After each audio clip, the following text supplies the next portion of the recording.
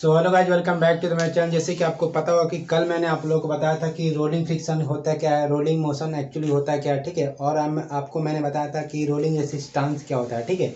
और मैं आज आपको बताऊंगा कि फ्रिक्शनल फोर्स रोलिंग रेसिस्टेंस में कैसे हम लोग कैलकुलेट करते हैं, वो भी इक्वेशन की मदद से। आपको मैंने एक फार्मूला बताया था कि जब क्या होगा, कोई भी सभी एक रोटेशनल मोशन होगा, ठीक है। क्या होगा? रोटेशनल मोशन होगा, जिसमें से कि जो रोलिंग फ्रिक्शन जो लगेगा वो कहाँ पे लगेगा, ये जस्ट अबाउट टू मोशन है, ठीक है। मोशन हुआ भी नहीं है, अभी मोशन होने ही वाला था, यानी कि जस्ट अबाउट टू मूव, ठीक है, मूव होने वाला है, ठीक है। तो उस केसेस में हम रोटेशन को कंसिडर नहीं करते, ओनली फोर्स वाला को ही कंसिडर करते हैं।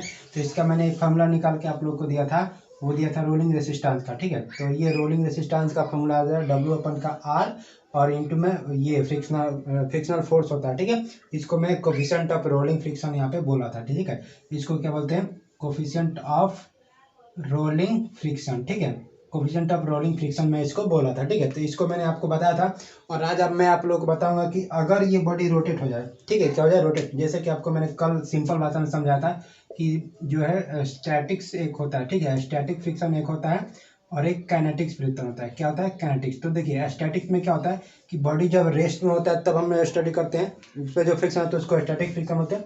जब बॉडी काइनेमेटिक्स बन जाता है, जब मूव करने लगता है, तो वो क्या हो जाता है? काइनेमेटिक्स में हो जाता है। तो ये बॉडी अभी जस्ट अबाउट टू मूव है, लेकिन मूव हुआ नहीं है, तो ये एज ए स्टैटिक कंसिडर करें, तो यहाँ पे फिर ये रोलिंग फ्रिक्शन आता है, ठीक है। तो इस रोलिंग फ्रिक्शन को हमने यहाँ पे बताया था। अगर बॉडी मान लेते हैं कि रोटेट करना स्टार्ट हो जाए, रोटेट होने लगे, तो उसमें जो फ्रिक्शन फोर्स आएगा उसको हम क्या बोलेंगे? उसमें रोलिंग फ्रिक्शन बोलेंगे, ठीक है। क्या बोलेंगे? Rolling friction. तो आज हम लोग इसी को समझेंगे कि रोलिंग फ्रिक्शन एक्चुअल में कैसे आता है, इसका फॉर्मूला क्या होगा।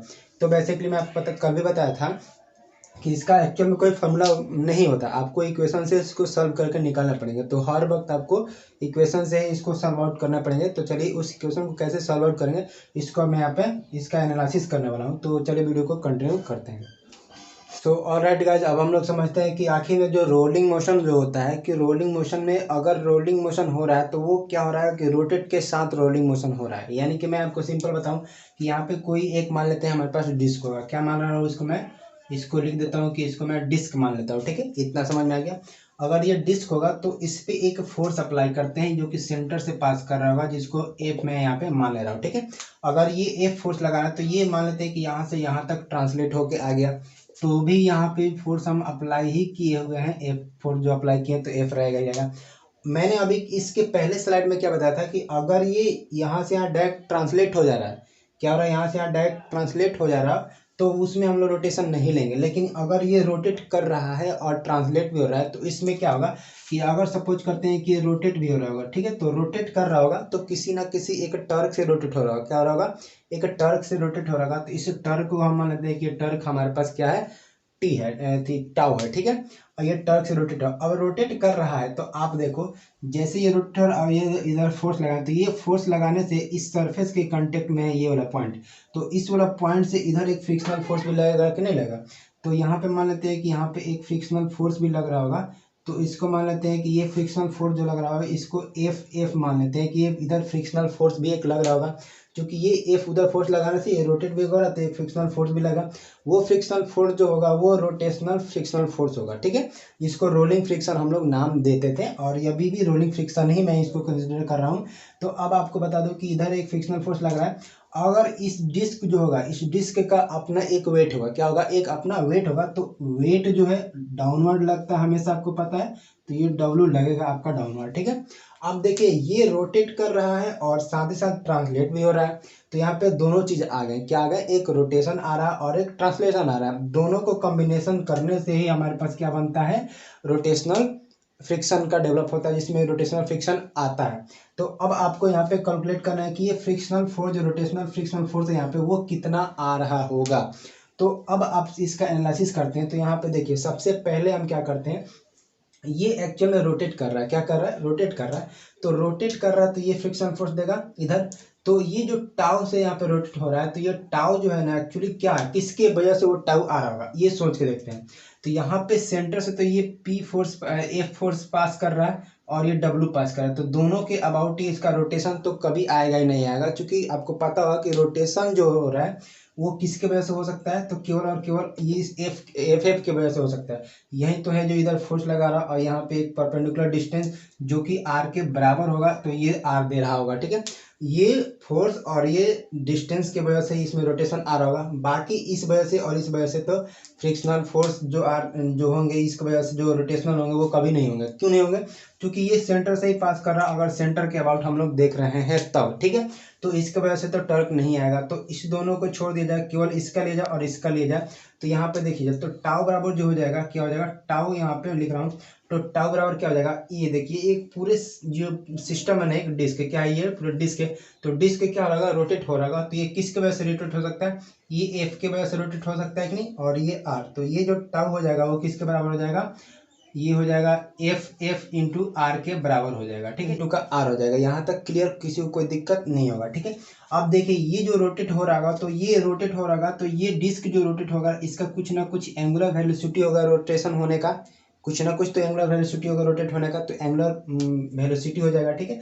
अब अगर एंगुलर वेलोसिटी आ गया तो इस टाउ किसके बराबर हो सकता है, अगर देखिए ये पूरे एक सिस्टम है जिसको मैं डिस्क बोल रहा हूँ, तो पूरा डिस्क जो है क्या करेगा, मूवमेंट करेगा, क्या करेगा, मूवमेंट करेगा। तो मूवमेंट करने से और इसका मास के साथ, पूरे अपने मास के साथ, ये पूरे जो इसका मास होगा वो मास रोटेट करेगा, तो ये पूरे मूवमेंट करेगा ना, पूरे मूवमेंट करेगा, तो पूरे मूवमेंट करेगा तो मूवमेंट ऑफ इनर्शिया भी यहाँ पे इंट्रोड्यूस हो जाता है।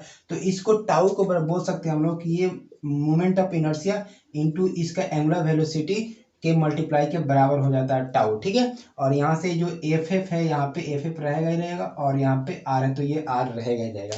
तो ये एक इक्वेशन बन जाता है। तो अब देखिए यहाँ पे जो मोमेंट ऑफ इनर्शिया जो है ये क्या है, मोमेंट ऑफ इनर्शिया, ठीक है, इसको हम लोग बोल रहे हैं मोमेंट ऑफ इनर्शिया। आपने पढ़ा होगा, नहीं भी पढ़ा होगा तो मैं आपको मोमेंट ऑफ इनर्शिया जिस बॉडी का आपको क्वेश्चन बनेंगे उस बॉडी का मैं आपको लिखा दूंगा अगले स्लाइड तक, तो आप प्लीज वीडियो को अंत तक देख लेना, ठीक है। तो ये मोमेंट ऑफ इनर्शिया हो गई, क्या होगा, एंगुलर वेलोसिटी होगा, ठीक है। इसको क्या बोलेंगे हम लोग, एंगुलर वेलोसिटी, ठीक है। तो एंगुलर वेलोसिटी इसको बोल रहे हैं, ठीक है। अब देखिए मैं यहाँ पे क्या बोल रहा हूँ कि हर एक बॉडी का अगर डिस्क है ये, तो इस डिस्क का ये जो मोमेंट ऑफ इनर्शिया कुछ और होगा। अगर इसको हम मान रहे हैं कि ये डिस्क है तो अलग होगा, अगर इसको सिलेंडर माने तो उसका अलग होगा, ठीक है। इसको अगर हम लोग स्फीयर मानते हैं तो उसका अलग होगा। तो यहाँ से मैं बोल सकता हूँ कि ये जो मेरा हो गया फार्मूला एक जो है आपका जनरल फार्मूला हो गया, यहाँ से एफ आप निकाल सकते हो, क्योंकि रेडियस आपके पास हमेशा पता रहेगा। और जिस जो यहाँ पे ब्लॉक दिया रहेगा, जो कि ब्लॉक आपका स्फीयर हो सकता है, सिलेंडर हो सकता है, डिस्क हो सकता है, जो भी होगा उसका मोमेंट ऑफ इनर्शिया मुझे ऑलरेडी पता होता है, वो नोन होता है। और ये जो रोटेट हो रहा उसका एंगुलर वेलोसिटी हमारे पास पता चल जाए तो यहाँ से एफ हम लोग इजिली निकाल सकते हैं, ठीक है। तो यहाँ से एफ देखिए, यहाँ पे अगर चाहे ना तो यहाँ पे अल्फा जो है उसको हम लोग रिप्लेस कर सकते हैं। तो इसको थोड़ा सा और एनालिसिस करते हैं तो इसको रिप्लेस कर सकते हैं। जैसे कि मैंने आपको कल बताया था कि v इक्वल टू क्या होता है, ओमेगा आर होता है, ठीक है। तो यहाँ से मैंने आपको बताया था कि अगर v को हम लोग ए के रूप में कन्वर्ट कर दें और ओमेगा जो है इसको क्या कर दें हम लोग एंगुलर में, अगर जिसको जैसे वेलोसिटी है तो इसको एक्सेलरेशन में कन्वर्ट करना चाह रहे हैं, तो ये आर है तो आर रहेगा ही रहेगा। और यहाँ पे जो वेलोसिटी था तो ये एंगुलर वेलोसिटी लिए थे। अगर हम लोग क्या लेते हैं यहाँ पे एक्सेलरेशन के फॉर्म में लगना है तो इसको एंगुलर एक्सेलरेशन अल्फा लिख सकते हैं। तो ये भी एक इक्वेशन मैंने आपको बताया था। तो यहाँ से जो अल्फा का वैल्यू आप निकाल सकते हो, तो अल्फा का वैल्यू यहाँ से निकालोगे तो ये क्या हो जाएगा, ए अपन का आर हो जाएगा, ठीक है। यहाँ पे कैपिटल आर ले रहा हूँ क्योंकि यहाँ पे कैपिटल आर ही मैंने लिख रखा है। तो इस अभी चाहो तो अल्फा का वैल्यू यहाँ पे आप रख दोगे तो ये तो आई का आई ही रहेगा, और अल्फा का वैल्यू यहाँ पे ए अपन का आर रख दोगे, और एफ जो है यहाँ पे एफ ही रह जाएगा, फ्रिक्शनल फोर्स जो कि मुझे निकालना ही निकालना है, और इनटू में आप आर कर दोगे, ठीक है। तो यहाँ से अगर आप चाहो तो यहाँ से भी एक इक्वेशन बनता है, ठीक है। तो इस इक्वेशन की हेल्प से भी आप चाहो तो एफ का वैल्यू निकाल सकते हैं, जो कि आपका फ्रिक्शनल फोर्स होगा। और क्वेश्चन में आपसे यही पूछा जाएगा कि फ्रिक्शनल फोर्स निकाल के दिखाइए कि कितना फ्रिक्शनल फोर्स आ रहा होगा, ठीक है। अब मैं आपको एक चीज़ और बताना चाहूँ, अगर मान लीजिए कि ये डिस्क है, मैं थोड़ा सा एनालिसिस करके बताना चाहता हूँ। ये हालांकि हर चीज़ के लिए, हर एक स्फीयर के लिए, हर स्फीयर जो होगा तो उसके लिए अलग होगा, डिस्क होगा तो उसके लिए अलग होगा, ठीक है, सिलेंडर होगा तो उसके लिए अलग होगा, हर एक चीज़ के लिए अलग अलग होगा। तो आई यहाँ पे क्या करेगा, वेरी करेगा। अगर मान रहा हूँ कि ये डिस्क है तो डिस्क का जो है आपको पता होगा कि मोमेंट ऑफ इनर्शिया क्या होता है, वो होता है कि 1/2 mr² होता है। क्या होता है, 1/2 mr² होता है। तो ये आपको डिस्क पता होगा। तो यहाँ पर डिस्क के लिए अगर हम लोग एनालिसिस करेंगे तो उसका एक एज एग्जाम्पल मान लीजिए, आपको एनालिसिस करके मैं आपको दिखाता हूँ यहाँ पे। तो देखिए यहाँ पे क्या है, तो आई का यहाँ पे आई दे रखा है इंटू एंगुलर, इसको मैंने तोड़ दिया ए अपन का आर, तो ए अपन का आर हो जाएगा और इक्वल टू एफ दे रखा है, ठीक है। एफ तो मुझे निकालना है और यहाँ पे आर दे रखा है। तो यहाँ पे मोमेंट ऑफ इनर्शिया यहाँ पे क्या 1/m/r² लिख सकते हैं कि नहीं, 1/2, अच्छा से लिखते हैं यहाँ पे 1/2 और इसको mr² लिख सकते हैं, ठीक है। और ये हो जाएगा आपका इंटू में ए अपन का आर हो जाएगा, ठीक है। और ये एफ के बराबर हो जाएगा इंटू का आर हो जाएगा, ठीक है। तो यहाँ से देखिए 1r से ये बार कट गया और ये वाला आर यहाँ से भी कट गया, तो यहाँ पे क्या बच सकता है 1/2, ये बच गया ma, ठीक है, बराबर एफ आ गया, आगे ये नहीं आ गया। तो यानी कि अगर डिस्क ये होगा, अब क्या होगा, ये वाला अगर बॉडी मेरा डिस्क होगा तो डिस्क के लिए हम लोग बोल सकते हैं 1/2 ma जो होगा वो फ्रिक्शनल फोर्स होगा। यहाँ से आप देख सकते हो एफ का वैल्यू हम लोगों ने निकाल लिया। तो इस तरीके से हर एक क्वेश्चन के लिए जो है मुझे क्या करना पड़ेगा, पहले इक्वेशन ऐसा बनाना पड़ेगा और देन उसके बाद से हमको सेटिस्फाई करना पड़ेगा कि यहाँ पे फ्रिक्शनल फोर्स कितना लग रहा होगा, ठीक है। तो फ्रिक्शनल फोर्स यहाँ पे निकालने का कोई जनरल फॉर्मूला नहीं होता है, मुझे हर केसेस में यहाँ पे आई जो है चेंज करेगा। तो आई जैसे चेंज करेगा तो मुझे फ्रिक्शनल फोर्स हमेशा अलग अलग आएगा। तो हमेशा अलग अलग निकालने के लिए एक जनरल फॉर्मूला यही याद रखेंगे और यहाँ से आई का वैल्यू रखेंगे और आई का वैल्यू निकाल के हम यहाँ से एफ का वैल्यू निकालेंगे जो कि फ्रिक्शनल फोर्स होगा मेरे लिए, ठीक है। तो यहाँ से आप चाहते हो यहाँ से निकाल सकते हो। लेकिन गाइस मैं आपको एक जनरल कंडीशन बताना चाहता हूँ। अगर मान लीजिए कि क्वेश्चन में ये सब पूछ दे कि एफ यहाँ पर ट्रांसलेट करके यहाँ पे तो ये पूछ दे कि एफ मैक्सिमम मतलब एफ मैक्सिमम कितना फोर्स लगा है जिससे कि ये बॉडी रोटेट होना स्टार्ट हो जाए, क्या इसमें रोटेशनल जो है रोटेशन होना स्टार्ट हो जाए। तो इस एफ मैक्सिमम फोर्स को भी आप लोग निकाल सकते हो। कैसे निकाल सकते हो, तो मैं आपको बता दूं। देखिए अगर आपने ध्यान से पढ़ा होगा तो मैं इसको थोड़ा सा रफ कर देना चाहता हूँ। तो इसको थोड़ा सा रफ करते हैं और थोड़ा सा और आगे एनालिसिस करने की कोशिश करते हैं। तो आपने पढ़ा होगा कि एफ नेट जो होता है क्या होता है, एफ नेट बराबर होता है m इंटू ए के बराबर होता है या नहीं होता ना। तो इस डायरेक्शन देखिए एफ नेट क्या डायरेक्शनल फोर्स बता रहा है। तो आप देखिए एफ फोर्स यहाँ पे लग रहा है और एक फोर्स ये लग रहा है, तो लीनियर डायरेक्शन में एफ नेट कितना हो जाएगा, ये फोर्स और ये फोर्स, दो ही तो फोर्स लगा है ना। तो इन दोनों का क्या हो जाएगा यहाँ पे रिजल्टेंट। तो इसको एफ को पॉजिटिव मानते हैं। तो जिसको मुझे निकालना है कि एफ मैक्सिमम कितना फोर्स लगेगा जिससे कि रोटेट करना स्टार्ट किया होगा, तो एफ मैक्सिमम यहाँ पे मान लेते हैं, ठीक है। तो एफ मैक्स लिख सकते हैं और ये एक फ्रिक्शनल फोर्स आ रहा होगा तो फ्रिक्शनल फोर्स लिखते हैं इक्वल टू एम ए के बराबर हो जाएगा। क्या हो जाएगा, एम ए के बराबर हो जाएगा। तो यहाँ पे एफ मैक्स भी आपसे पूछा जाएगा कि एफ मैक्स आपको कितना निकालना है, तो आप यहाँ से एफ मैक्स इजिली निकाल सकते हो। तो एफ मैक्स निकालने के लिए एफ मैक्स लिखते हो और यहाँ पे देखिए एम इंटू ए दिया है और ये माइनस इधर जाएगा तो प्लस में हो जाएगा, तो यहाँ से एफ एफ कर सकते हैं, ठीक है। तो यहाँ से एक इक्वेशन बन जाता है जैसे कि आप मैक्सिमम फोर्स निकाल सकते हो जिससे कि ये बॉडी रोटेट करना स्टार्ट कर देगा, ठीक है। तो वो आपको एफ एफ तो यहाँ से अभी आपने निकाला ही, ठीक है। तो आपको हर एक केस में एफ एफ तो निकालना ही पड़ेगा, यानी कि फ्रिक्शनल फोर्स निकालना पड़ेगा। तो ये फ्रिक्शनल फोर्स आप इजिली निकाल सकते हो और यहाँ पे एम ए पता रहेगा आपको, तो इजिली आप निकाल सकते हो। अगर एम तो देखिए एम तो इसका इजिली पता चल जाएगा, ठीक है।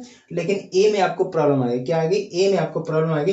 तो आप चाहो ना तो ए यहाँ से भी निकाल सकते हो, जैसे कि मैंने अभी बताया ना यहाँ पे कि ए जो होता है वो क्या होता है आपके पास आर इंटू का अल्फा होता है, ठीक है। तो आपको यहाँ से भी ए का वैल्यू यहाँ पे यहाँ से निकाल के यहाँ पे रख सकते हो। तो यहाँ से जैसे वैल्यू रखोगे तो यहाँ पे आपको एफ मैक्सिमम निकल जाएगा जिससे कि पूछा है कितना रोटेट करना चाह रहे हो। तो इस तरीके से आप पूरा एनालिसिस कर सकते हो। तो ये आपको यहाँ पे तक मैंने समझा। अब चलिए कुछ क्वेश्चन आपको नेक्स्ट वीडियो में कराऊंगा कि कुछ क्वेश्चन के थ्रू आपको इस कंसेप्ट को और अच्छा से बिल्डअप करूंगा। तो अभी के लिए इतने रखते हैं, मिलते हैं नेक्स्ट वीडियो में।